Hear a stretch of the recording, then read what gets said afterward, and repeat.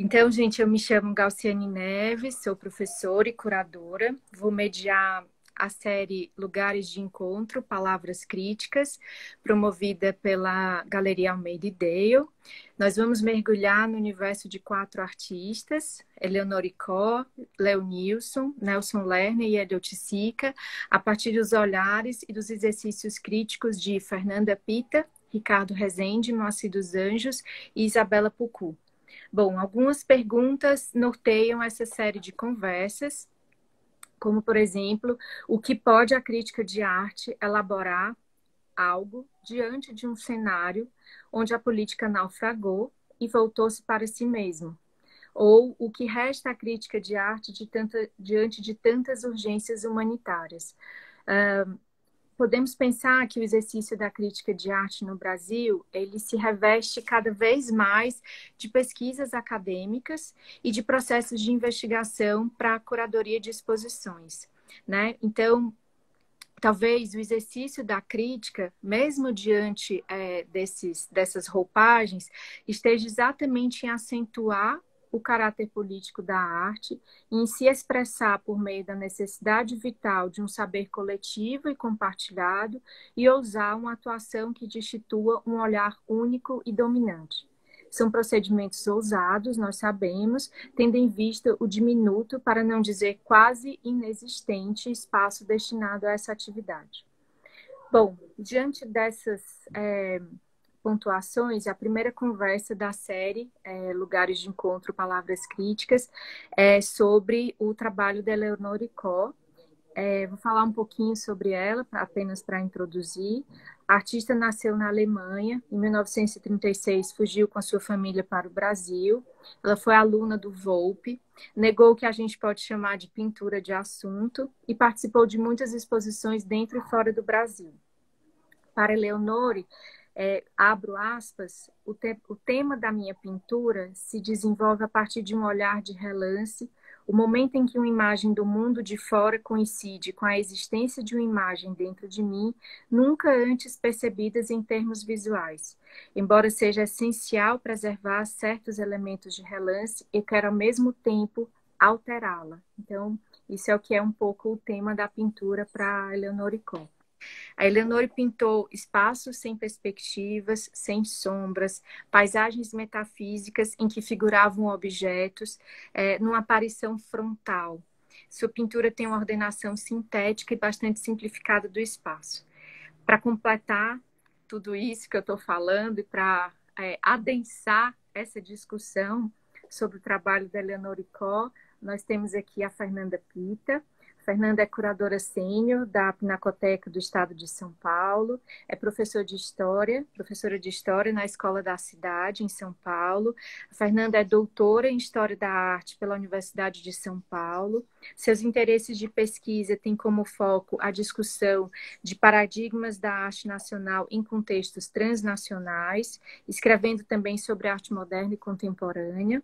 Sua aproximação com a obra da Eleonore resultou na curadoria da exposição Eleonore Icó, Mundo Ordenado, montado no Centro Maria Antônia em 2009, e na elaboração detalhadíssima da cronologia sobre na monografia sobre a artista, editada pela COSAC Naif em 2013, além de outros tantos trabalhos, né, Fernanda?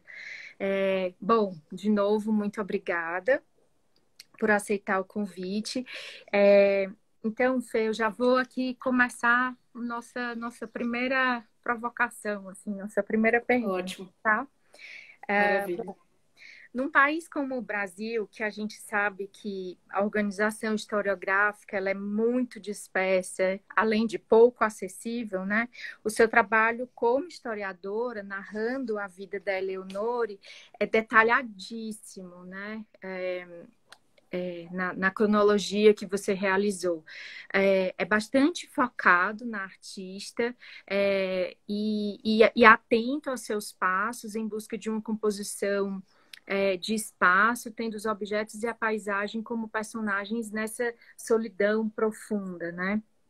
Mas, Fernanda, a sua pesquisa é também muito atenta aos contextos de circulação do trabalho da artista. Você teve acesso aos textos críticos sobre o trabalho dela, e eu acredito que você relaciona de maneira muito consistente com a poética da artista. Acho que você tentou pensar a Eleonore a partir da fé na pintura que a Eleonore tinha, né? Bom, Uhum. e aí a minha pergunta é, como é que a fortuna crítica acerca da Eleonore Coll ressoou na sua percepção sobre a pintura dela? A gente sabe que é uma crítica, assim, diga-se de passagem, muito determinista, que propunha caminhos muito afirmativos, né? Assim, figuravam nesse compêndio de textos palavras como Eleonore, ultrapasse Volpe, a sua luz é branca, você tem um outro sentido de primitiva, né? Diziam que a pintura dela necessitava de uma apreciação repetida e cuidadosa. Chamaram também a Eleonore de uma artista inadequada e recusada, né, por conta das vezes em que ela não esteve na Bienal, ou que o trabalho era contemplativo demais. Então, acho que você pode começar falando como é que toda essa fortuna crítica te apareceu e como ela te introduziu ou como você a driblou para entrar no universo da Leonore. Bom, acho que super obrigada, Gal, por essa série, né, por essas conversas. Eu acho que é fundamental a gente poder conversar sobre arte, pensar a arte junto, e como forma de resistência mesmo, como forma, né, de enfrentamento desse momento que a gente está vivendo, que é tão duro, de diversas maneiras, né? É um prazer para mim estar aqui conversando sobre o trabalho da Eleonore. É um trabalho que, como você falou, né, eu venho acompanhando aí desde já, enfim, quase 20 anos, e que, de fato, teve uma recepção muito enviesada no contexto brasileiro, né? Uma artista que não figurou nas narrativas da história da arte, né? Brasileira dos anos 50 para cá, né? E que muito recentemente começou a despertar um interesse mais despido dessa crítica prescritiva, como você bem coloca, né? Que muitas vezes avaliou esse trabalho no seu primeiro momento, né?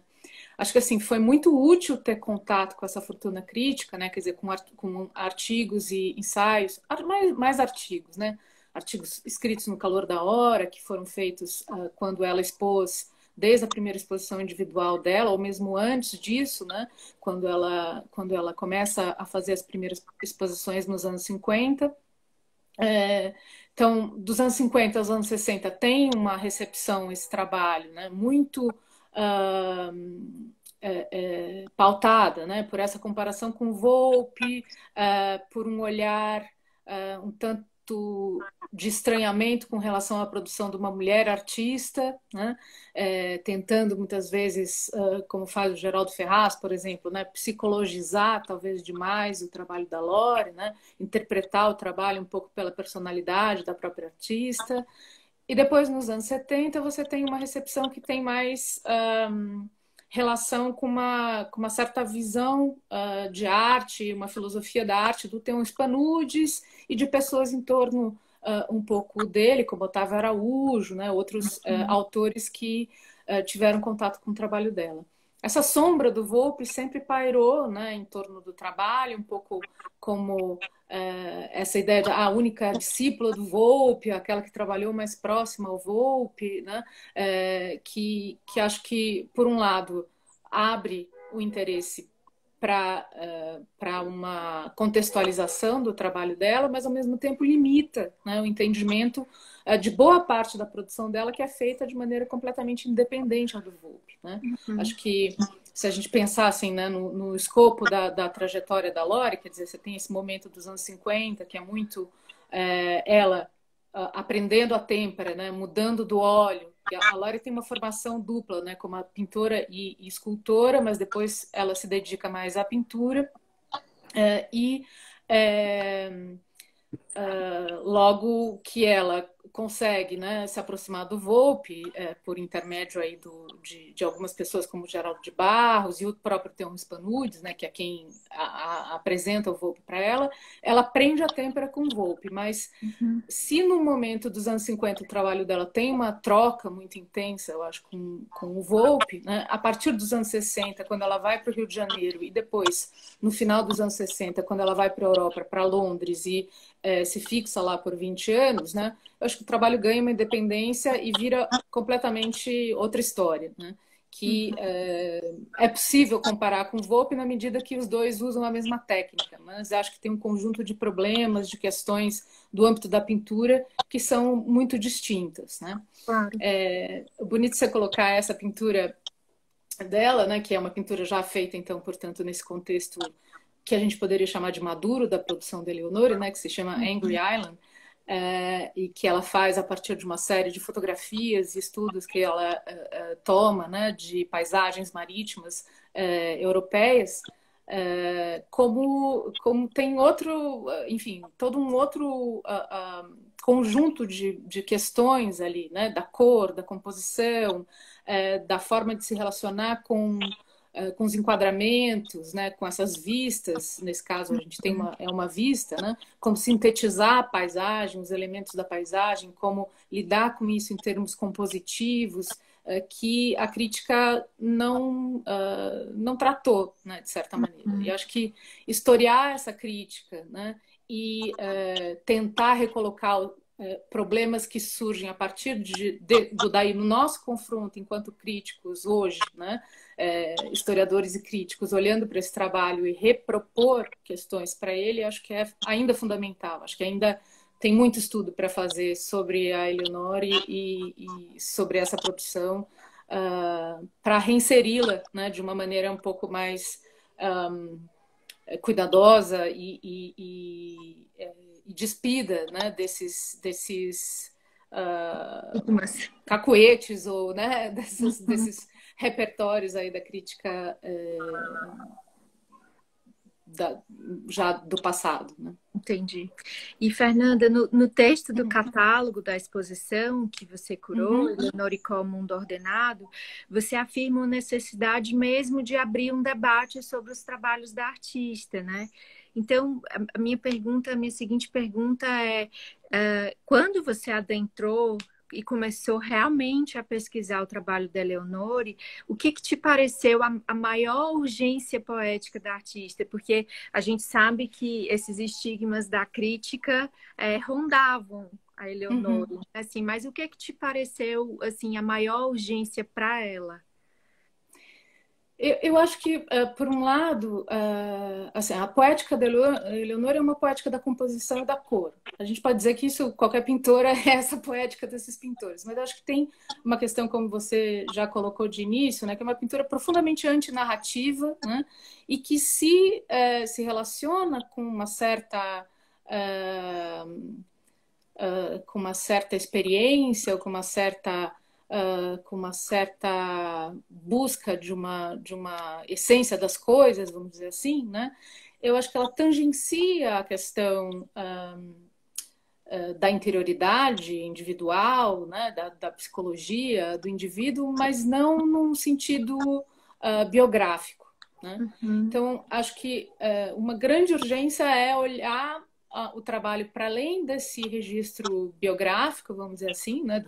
E tentar, né, enfiar, vamos dizer assim, nesse trabalho questões, né, de concepções do que é uma arte feminina ou do que seria, né, certos aspectos aí de uma experiência feminina.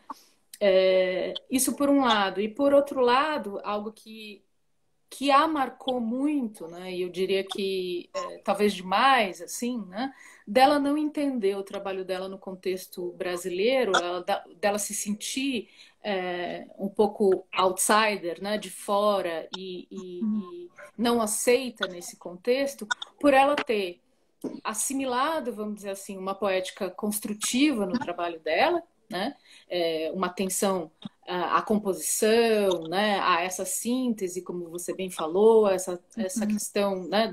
Do resolver o quadro, como dizia, né? o Volpi, citando também o De Fiore, que foi professor dele, né? Que foi alguém com quem ele travou contato, né? Não professor, mas travou um contato, foi uma pessoa referencial para ele. Eu acho que para esse grupo de artistas, né? Essas questões de uma gramática interna da pintura, né? São muito presentes, mas ao mesmo tempo ela não se vê aderindo às poéticas construtivas da geometria abstrata, né? Da abstração. Então ela se sentia um pouco excluída, né? Porque o trabalho dela não tinha nenhuma uma vertente narrativa, né, ou de um engajamento social, como na tradição da pintura brasileira havia, né, do Portinari, de Cavalcante, né, e mesmo Tarsila em alguns momentos, e também não ter se voltado para uma vertente construtiva concretista. Né? E daí não entender muito como o trabalho dela poderia se situar entre esses campos. Né? Então, acho que abrir para além disso, né, e olhar para o trabalho dela, por exemplo, essa obra que a gente está vendo, né, esse interior, que é de 74, se eu não me engano, que é uma cena absolutamente sintética, né, de uma mesa com um objeto em cima e uma espécie de quase close, né, um meio plano da cena, como isso tem uma força construtiva, como tem uma força compositiva, né? Mas como a gente pode ver se você passar a próxima imagem, né? Vem de uma pesquisa da cor também, né? De como resolver essa composição a partir da cor, ou como variar esta composição a partir dos arranjos de cor, né? Que é algo que ela vai estudar com Albers, né? Lendo os textos, os tratados do Albers sobre o texto, né? Os textos que ele... E vendo a produção do Albers, né?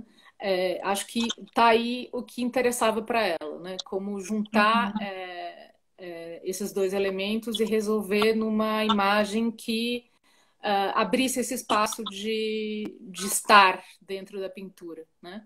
Do espectador se colocar dentro dela ou deixar essa imagem, deixar essa cena vir para o espaço do próprio espectador.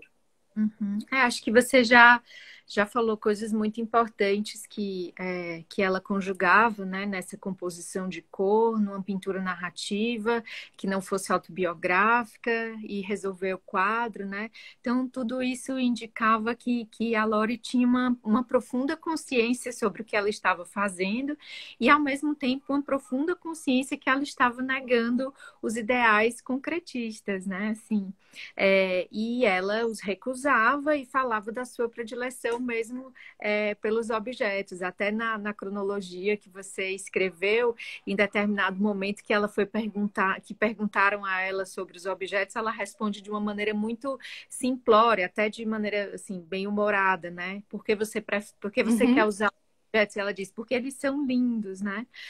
Mas que aspectos você considera pertinente para a construção desse espaço? Acho que isso é uma pergunta bem pertinente, né? Em se tratando da Lore, né?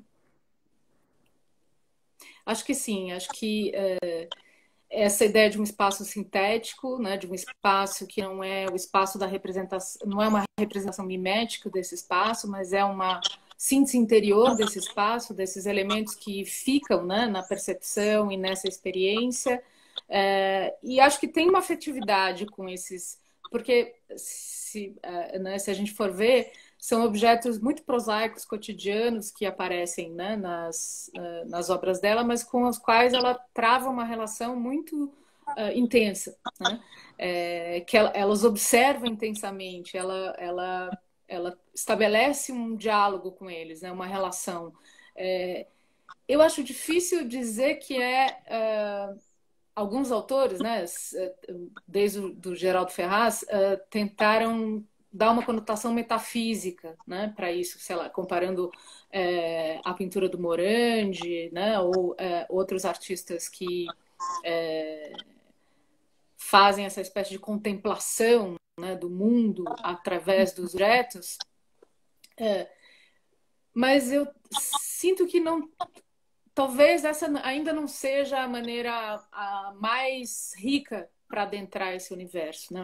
Acho que tem uma relação de aproximação e distanciamento com relação a esses objetos e ao espaço, né?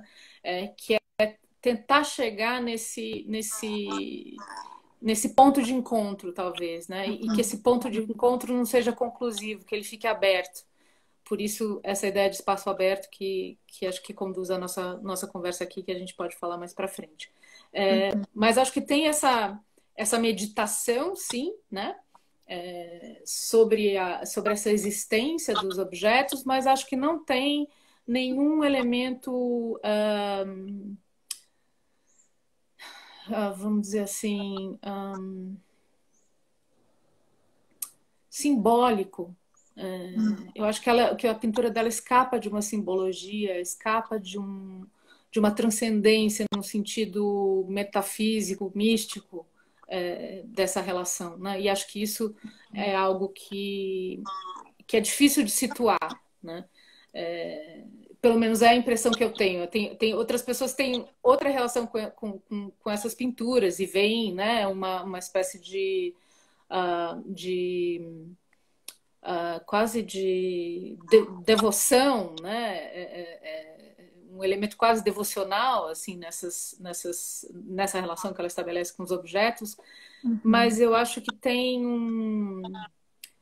uma espécie de silêncio, né? Que a gente fica insistindo em pôr palavras para descrever, mas que eu acho que era isso que ela procurava, sabe? Essa possibilidade desses objetos existirem neles mesmos, assim, sem que a gente insistisse em colocar sentido neles. Eu ia te interromper agora, te perguntando exatamente isso. Será que era uma busca sobre assim, como se ela estivesse buscando uma espécie de elementariedade dos objetos, ou seja, o que seria uma xícara, uma mesa, né? Talvez isso, Fernanda? Ou talvez uma fenomenologia dos objetos, sabe? Quer dizer, como é que a gente se relaciona com a aparição desses objetos, né? Com a presença desses objetos, com a presença do mundo, com a presença das coisas, da paisagem, né? Dos elementos naturais e humanos, dessa conjugação dos elementos naturais e humanos, mas mais no sentido de uma fenomenologia mesmo, sem buscar uma ontologia, uma essência, uma transcendência para esses objetos, mas o aqui e agora deles, né? Essa existência que dá peso ao mundo também, né? Que tem que não precisa necessariamente remeter uma transcendência para adquirir essa gravidade, talvez. Então, o texto que eu escolhi para introduzir a Eleonora, em que ela fala, né, da importância da visão e do olhar de relance a esses objetos, talvez narre um pouco isso que você está falando. Justamente. Né? Acho que é uma introdução perfeita. Assim, é uma ideia mesmo de deixá-los aparecer, né, de alguma maneira, assim, de criar esse espaço de existência. Né? Sim. E, na verdade, muitos artistas falaram sobre isso, né? Sobre a faculdade da visão e como esse gesto importava para a pintura, né? Ou alguns artistas também negaram isso. Por exemplo, a Tomi fez a série de pinturas cegas, era exatamente isso. Como pintar sem ver, né? Já que a visão era tão importante. Bonito isso, né, Leonore, né? É super lindo. Tem uma passagem bonita também de uma das conversas dela, né? Que ela diz que o objeto demora para aparecer numa visão interna. Né? Numa das nossas conversas, quando ela me disse da breve experiência que ela teve como professora, né, no Rio de Janeiro, que ela levava os alunos para fazer desenho de motivo, né, de observação no Jardim Botânico, e ela dizia que ela não conseguia desenhar de observação, né, que aquilo para ela não fazia sentido, porque ela precisava meditar esse encontro com o objeto. Né? Ela precisava desse tempo em que a imagem de fora, vamos dizer assim, coincidia com uma imagem interna. Era esse momento que ela queria traduzir em pintura. Né? Então, acho que é uma ideia de visão, mas também dessa imagem, né? Que não é só da percepção, né? Mas que é dessa elaboração intelectual, mental, do De uma objeto. percepção, sim. Uhum. De uma percepção, Agora, isso. sim, sim. Fernanda, agora eu queria te propor uma pergunta que você mesma elaborou em um dos seus textos sobre a Lore. Então, eu peço licença para te citar. Abro aspas, tá? A Tá formação bom. com Volpe nos autoriza a pensar certamente que, para a artista, a pintura não era questão de assunto. Será que a Fê está aí ainda? Fernanda? Tá me ouvindo? Falhou um Oi, eu pouquinho a travei tua um imagem. pouquinho para você, né? Mas você tá me ouvindo? Agora eu Eu tô. tô. Você tá? Ó, tô. Acho que a Fernanda travou um pouquinho de novo. Vamos esperar ela voltar.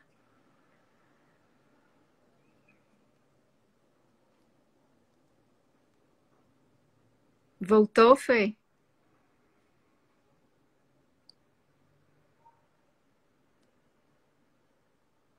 Voltou? Eu não te escuto. Tá mudo. Você escuta, Fê? Não te escuto. Não.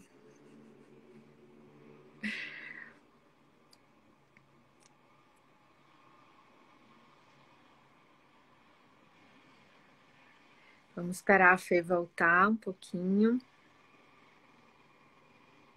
E agora, Fê? Vocês me escutam, gente? Escutam a Fernanda?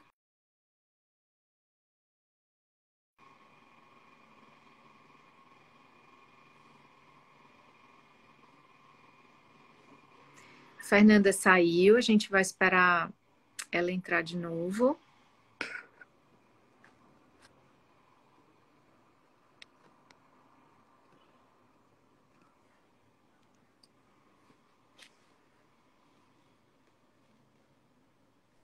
Acho que ela está conectando. Agora sim. Conectou? Agora sim, Fê. Oba! Pronto, Questões voltamos. técnicas. Tá Todo bom. mundo está escutando a gente? Agora tá bom? Então, o Vinícius respondeu só a Gal. Só a Gal. Eu já escuto a Você me Fernanda. escuta? Sim. Ah, agora todo mundo. Vamos lá. Então, Beleza. eu vou te citar, tá, Fernanda? Tá bom. Abro aspas. A formação com Volpe nos autoriza a pensar certamente que, para a artista, a pintura não era mesmo uma questão de assunto. Mas como explicar que em toda a sua trajetória a figuração manteve-se presente como um traço forte da sua problemática? Eu queria que você respondesse isso, Fê, para todo mundo. Eu acho que justamente assim a questão do assunto, né, que não é uma pintura que narra uma história, né, que representa um evento ou uma situação, ou que não está preocupada em ter, né, carregar um sentido nesse aspecto mais narrativo, né? E sim, mas sim, né, preocupada justamente com essa relação com o mundo, né? Com o mundo exterior, né? E como esse mundo exterior, né, se apresenta como fenômeno, né? Se apresenta como existência para o mundo interior da artista, né? E para o mundo interior do espectador, da espectadora, né? Do público. Eu acho que essa capacidade, quer dizer, e é muito isso que a gente vê da relação que a gente tem com as obras de Eleonore, né? Assim, como ela consegue essa conexão, né? Propor essa conexão que é uma conexão aberta, que é uma conexão que não indica, né? Uma emoção, um determinado sentido, sentimento ou resposta, né? pessoas distintas têm relações distintas com esses ambientes que ela apresenta, ou essas paisagens, né? Elas podem imprimir na obra, né, aquilo que é a sua própria experiência do mundo, né? A sua própria existência, né? E se relacionar com esses objetos de maneira diferente. Acho que tem, enfim, tem evocações, né? Para alguns, essas pinturas podem sugerir uma ideia de desolamento, de solidão, mas para outros elas podem sugerir uma experiência extrema de liberdade, né, de ampliação de horizonte, de possibilidade de uma abertura para o inusitado, para o desconhecido, para esse silêncio, né, que é tão presente nos trabalhos. Acho que vem a recusa do assunto vem justamente nessa perspectiva de uma obra que não carregue em si, não carregue com ela, né, um discurso fechado, né, mas que se abra para a produção de discurso, que se abra para o diálogo a partir da experiência de cada um com essas obras. Você acha que está aí nesse ponto, nesse aspecto, uma das motivações para que as críticas viessem de maneira tão pesadas para cima da Lori? Será que está aí assim por ela não parecer afirmar uma pintura ou algo que as pessoas não reconhecessem? Será que está aí? Acho que talvez, né? Porque nesse sentido é uma pintura muito moderna, né? Que reivindica essa espécie de autonomia, né? Da arte, do objeto artístico, talvez de maneira radical, né? É uma pintura super experimental na medida também, né? Que com esse vocabulário reduzido, vamos dizer assim, né? Da pintura, com os meios reduzidos da pintura, ela cria, né? Toda uma variação infinita de possibilidades, mas ao mesmo tempo ela se recusa a um discurso engajado nesta ou aquela tendência, né? Deste ou aquele grupo, né? E acho que num primeiro momento isso dificultou, né? Que ela pudesse trilhar um caminho mais amparado, vamos dizer assim, pela crítica. Se bem que eu acho também que era muito da personalidade aí, a gente pode falar de personalidade, eu acho, da Lori, né, de ser de se confrontar, né, a tendências estabelecidas, assim, e de não querer esse enquadramento, né, de recusar esses enquadramentos, de recusar pertencer a essa ou aquela escola, ou esse ou aquele debate, querer trilhar um caminho mais independente. E acho que isso talvez, né, faça com que o trabalho tenha ressentido de início esse estranhamento. E também o fato, acho que é objetivo, né, assim, o fato dela ter ficado longe do contexto brasileiro boa parte do período produtivo dela, né, de fato não criou tantas possibilidades de um embate mais direto com a produção. Né? Ela expunha, eventualmente, quer dizer, ela participa das bienais, né, de 59 até 67, mas depois que ela vai, em 68, para a Europa, ela expõe menos no Brasil. Ela manda obras para cá, mas ela não está tão presente,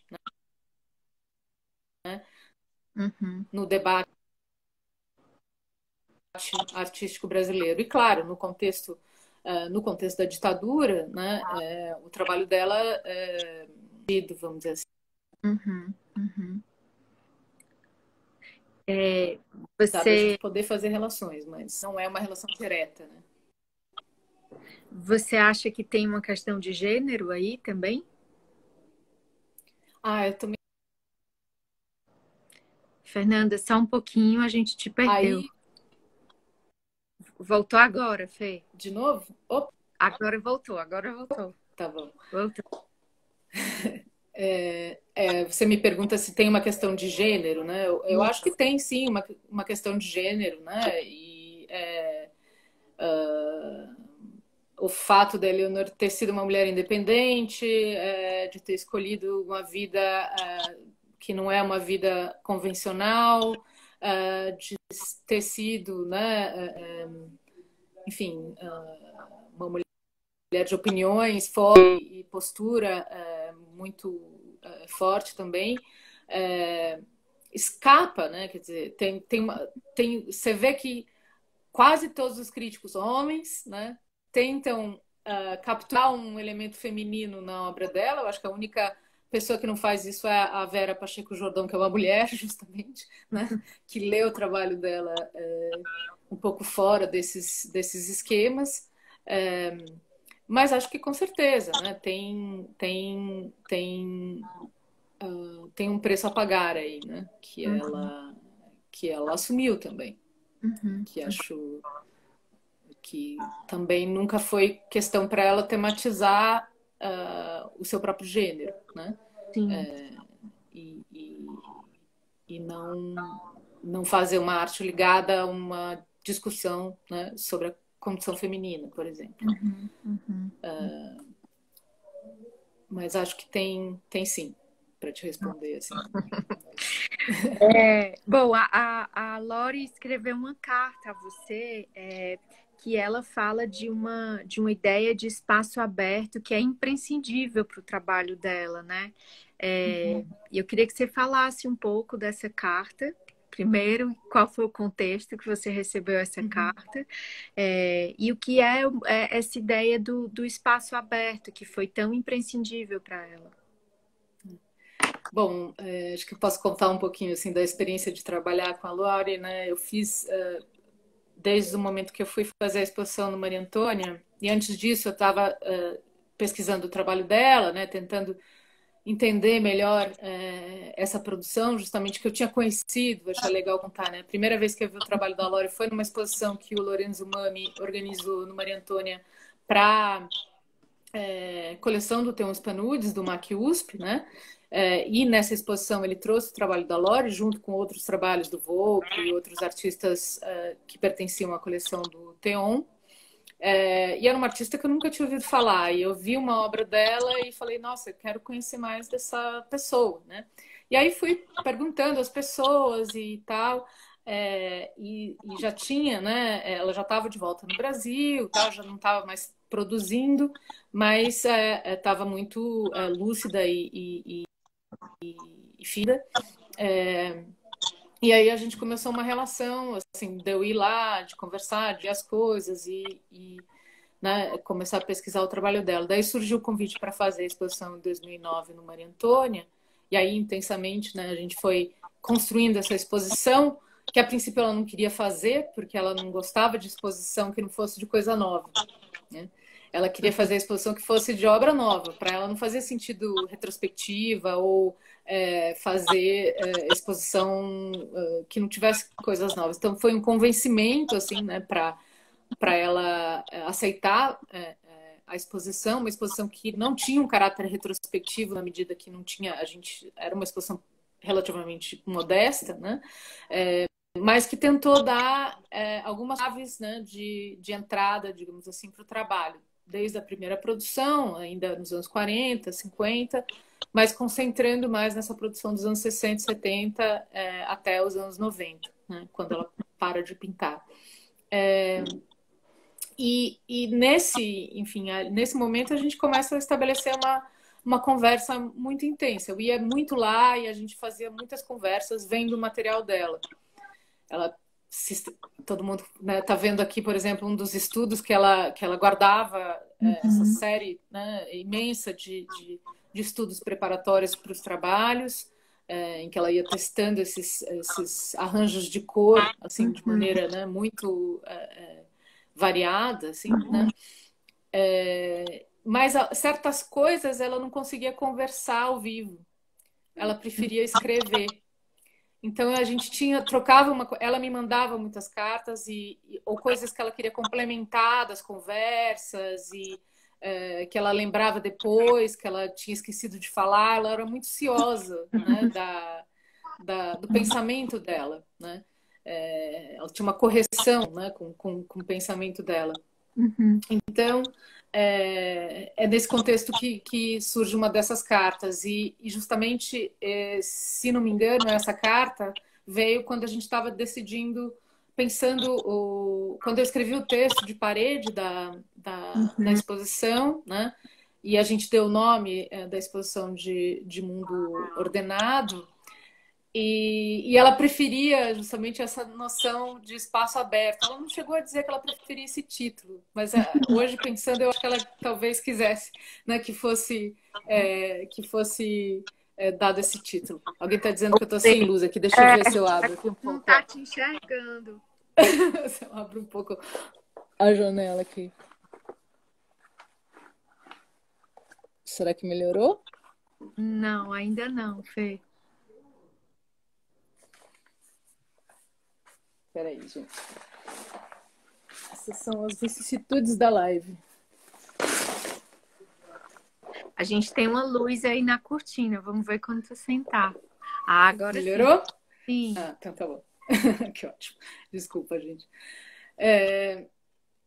Então, acho que tem a ver, né, essa noção de espaço aberto para ela, justamente o que ela queria com a pintura dela, né? De criar esse espaço entre a visão que ela está propondo, né, com a obra, com a pintura, e aquilo que o público, o espectador, queria do trabalho dela. Né? Ou poderia se, de que maneira esse espectador poderia se relacionar com o trabalho. Né? Acho muito significativo que ela gostava muito que as pessoas tivessem as obras dela. Ela queria que as obras convivessem com as pessoas. Né? Ela não gostava de exposição e não gostava muito da ideia da obra dela ir parar no museu ou ir parar né, numa coleção de museu, porque ela queria que as obras fizessem parte da vida das pessoas. Né? Que elas convivessem com as pessoas. Essa ideia de uma convivência, né? Eu acho que esse espaço aberto é um espaço de convivência nesse sentido, né? De um espaço de comunicação, de diálogo, de encontro. Né? E acho que era isso que ela queria com os trabalhos, que esses trabalhos vivessem com as pessoas. Né? E encontrassem esse espaço de vida, esse espaço aberto, né, de experiência, com cada um que tivesse uma obra dela. Você falando agora me ocorreu uma relação que eu não sei se faz muito sentido, mas parece que essa noção de convivência, de encontro, essa relação fenomenológica mesmo, né? Está presente tanto no processo de construção do espaço para ela, né? Ou seja, a partir da visão e como ela encarava o mundo e como ela percebia o mundo, e isso necessitava de uma espécie de tempo de decantação, ou seja, para quase como se ela internalizasse esse mundo para poder reagir na pintura. E isso também, de alguma maneira, estava presente no que ela pretendia como intencionalidade e percepção do trabalho dela, né? Então, me ocorre pensar que alguns textos críticos que colocam o trabalho dela como um trabalho que necessitava de uma contemplação mais demorada e mais repetida não estavam errados, né? Assim, só estavam, digamos eu acho que assim, pejorativos. Talvez, talvez desse sentido mesmo de que não é uma obra que se dá, enfim, na minha experiência foi à primeira vista, foi amor à primeira vista, mas talvez para outras pessoas seja uma obra silenciosa demais, né? Nesse sentido de que ela chama essa convivência, né? Assim como tem um bule, como tem um relógio, como tem não, um objeto, um bibelô, né? Ou a cadeira, ou a mesa, que ali fazem parte, né, desse universo dela e que também a gente tem as nossas, né, no nosso universo e que a gente tem uma relação quase muda com eles, né? Essa relação cotidiana e inconsciente, às vezes, né, com o mundo, acho que é essa contemplação, né, de repente você perceber que aquele objeto ali faz sentido para você ou é estimado por você, mas por essa convivência, né, por esse estar junto tanto tempo, né, não por ele ter um significado simbólico a priori, né, Sim. do que o dessa experiência, né, do que a densidade dessa vida, assim. Ou seja, experiência com duração, com envolvimento e que necessita de tempo, né? Que necessita de tempo. Mas acho que você tem toda a razão. Esse é o processo de produção coincide um pouco com o que ela tinha como expectativa, né, dessa recepção, né, dessa vida das obras para além da produção dela. Olha, tem um monte de coisa para falar ainda, mas acho que a gente podia ver se alguém quer conversar, quer falar alguma coisa, Perfeito. quer perguntar alguma coisa. Deixa eu subir aqui, ver se alguém quer falar, gente. Alguém tem alguma pergunta? O chat está aberto, vocês podem escrever. Acho que a gente espera um pouquinho, Fernanda, ver se alguém manifesta. Enquanto ninguém fala nada, eu tenho mais perguntas aqui. Mas Você quer de repente passar a última imagem, Gal, e a gente conversa um pouquinho dela também? Passo. Essa. Essa que é uma das séries de jardins, né, que a Lori faz na Europa, justamente, que ela começa a observar lá nos jardins de Londres, né, que ela visita, e também nesse momento ela está fazendo um processo que é tirar a fotografia e depois retrabalhar a fotografia, criando essas composições que parecem cenários, né? Acho que tem esse elemento teatral também de jogar com uma espacialidade sintética, mas ao mesmo tempo forjada, né? Quer dizer, inventada de certa maneira, reimaginada, né? Pela pintura. Acho que são trabalhos que tem esses elementos mais pop, talvez, né? De um cenário teatral, mas também que lida com essa ideia de uma construção da representação, dessa planaridade, né? Dessa espécie de cenário que se mostra falso, né? Num sentido de que não é real, né? De reconstrução, então, do espaço nesses termos que eu acho muito, muito interessantes. Toda essa série dos jardins, eu acho que é muito legal a gente observar esses elementos de quão teatral, quão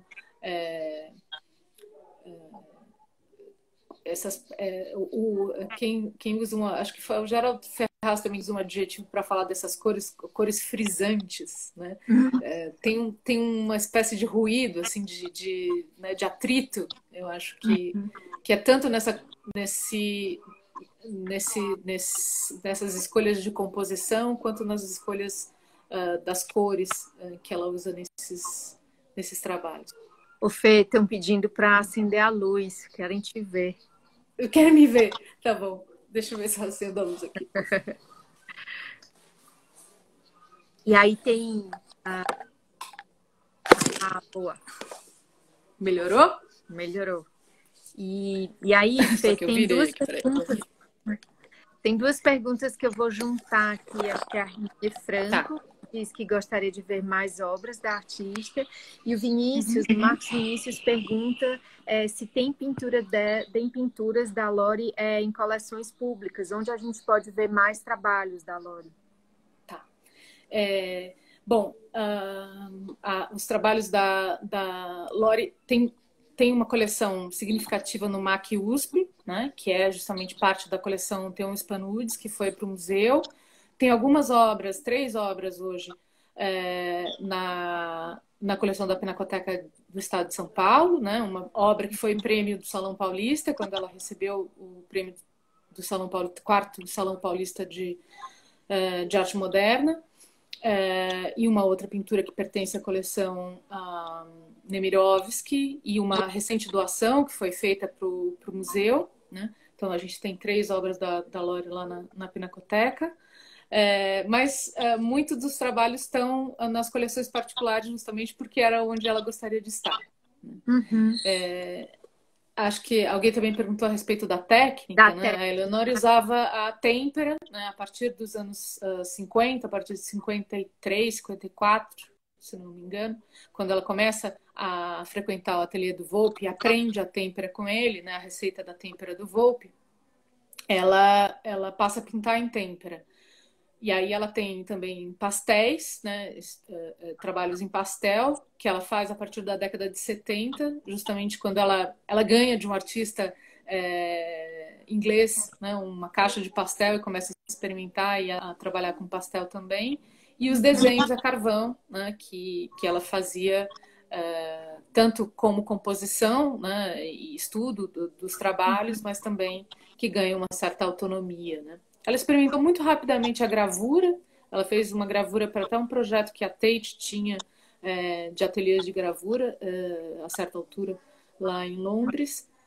Mas é mais a têmpera mesmo que é a técnica que ela escolhe como a dela. A Marina Bertoldi também pergunta se ela está muito em coleções particulares, você falou, mas que tem alguma coisa fora do Brasil, Fernanda, você sabe? Então, tem uma grande tragédia, né, na vida das obras da Eleonora, que é um incêndio da coleção do McAlpine, que foi um grande colecionador do trabalho dela, foi um mecenas mesmo, né, da produção dela enquanto ela estava na Inglaterra, né? Bom, a vida da Lori dá um roteiro de cinema, né? Se alguém tiver vontade de fazer um roteiro da vida dela, dá um roteiro de cinema, que é incrível. Mas ela, quando ela estava na Inglaterra, para sobreviver, ela foi trabalhar na Scotland Yard como tradutora, intérprete tradutora. Uau! De alemão e português. E, ao mesmo tempo, né, ela conseguia continuar a produção dela, porque praticamente tudo que ela estava produzindo, o McAlpine, esse colecionador, um grande colecionador, que foi, se não me engano, foi foi ministro, foi... enfim, teve um alto cargo no governo britânico e colecionava várias coisas, assim, e apoiou o trabalho dela por bem uns 15 anos, mais ou menos. Mas essa coleção teve um grande incêndio. E acho que cerca de 200 obras se perderam, uma coisa muito significativa, assim, né? Que aconteceu aí na trajetória dela. Sim, sim. Mas tem alguma coisa, agora deve ter mais, porque é um trabalho que está começando a se internacionalizar também, né? Com essa venda do espólio que aconteceu. Tem uma dessas gravuras está na Tate, justamente, mas até onde eu sei, em museus fora do Brasil, é só esse projeto da Tate. Uhum. Oh, gente, são 17h52, já já o Instagram corta a gente, mas eu acho que dá para responder uma última pergunta. O Aleph perguntou como foi a chegada dela na Pinacoteca. Dela, quem? Será que é da Fernanda? O da Eleonore. Pois é. Mas tem Bom, uma posso outra falar? pergunta. Pode, fala, Fê. Então, justamente a obra que a gente tem, que é da coleção da Pinacoteca, né, além da doação que veio recentemente do Orange Monesco, que é incrível, que é um deserto, né, dessa série dos desertos que ela faz depois dessa viagem que ela faz a Los Angeles, raros retratos que ela faz, retrato entre aspas, né, pinturas com figuras humanas, né, tem duas. Uma é uma filha do Volpe e a outra é um filho do Volpe, né? E é o filho do Volpe que a gente tem, eu falo a gente, né? Assumo esse lugar que a Pinacoteca tem, e que foi prêmio, né? Foi adquirido através do prêmio do Salão Paulista de Arte Moderna. Então, por isso que ela entra no museu muito, assim, né? já há muito tempo dentro do museu. E a Jéssica Man tem uma pergunta também, que a Lori Có pensava na obra dela como uma resistência à aceleração? Eu acho, não sei se deliberadamente, assim, né? Talvez, mas acho que era muito o entendimento da pintura como um exercício de observar, de olhar, de interiorizar o mundo, né? De refletir. Esse aspecto da consciência, né? De uma autoconsciência, de uma autorreflexão é muito importante no modo dela encarar a arte, né? A arte é um espaço de autorreflexão, assim, para ela. Mais uma vez, não no sentido biográfico, mas no sentido existencial. E acho que tem esse esvaziamento, a síntese, né, esse silêncio do trabalho, eu acho que vai nesse sentido, né, de uma desaceleração mesmo, né, de uma contenção e de uma atenção. Né? Acho que contemplação é uma boa palavra se a gente tirar o aspecto transcendente, né, da ideia de contemplação e Ou trouxer passivo, para o né? mundo, assim, né? Sim, O sim. passivo, justamente. Eu acho que a gente chega ao fim, né? Fernanda, muito obrigada. Acho que foi uma aula sobre Loricó Imagina. aqui. É, fica também uma vontade de ver mais o trabalho da artista. Fica também uma vontade de pensar mais sobre esse espaço, né? Ainda mais uma coisa que a gente agora sente tanta falta, pelo menos nós que Pois podemos é. nos guardar em casa, né? Então é algo que a gente se ressente, essa vastidão, né? Mas então queria te agradecer muito, foi um prazer te ouvir. Acho que todo mundo gostou também.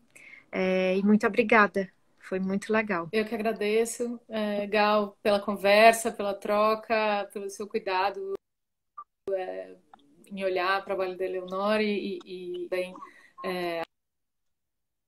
a Almeida e Dale por estar fazendo um trabalho bonito com o legado dela. Imagina, vamos lá. Gente, essa quinta agora, dia 23, também às 5 da tarde, a conversa será Léo Bem que Poderia Mudar o Mundo. É uma conversa sobre o Leonilson com o Ricardo Rezende.